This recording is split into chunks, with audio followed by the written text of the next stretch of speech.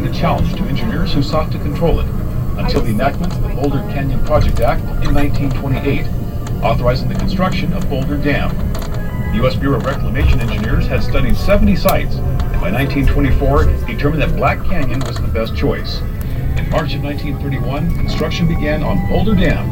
6 companies incorporated in San Francisco was awarded the general contract.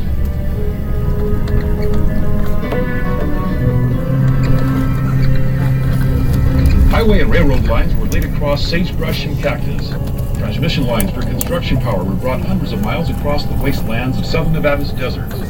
Thousands of tons of steel, millions of barrels of cement, machinery, gasoline, and oil by the thousands of gallons, and much more were concentrated at the dam site.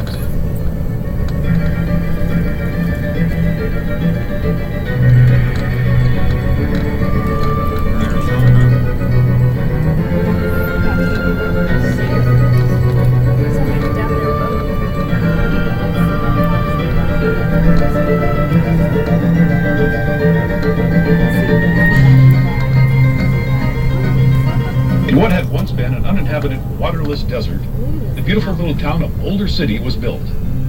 Just 15 months after breaking ground, it would be ready to house the 5,000 men to be employed at the dam site.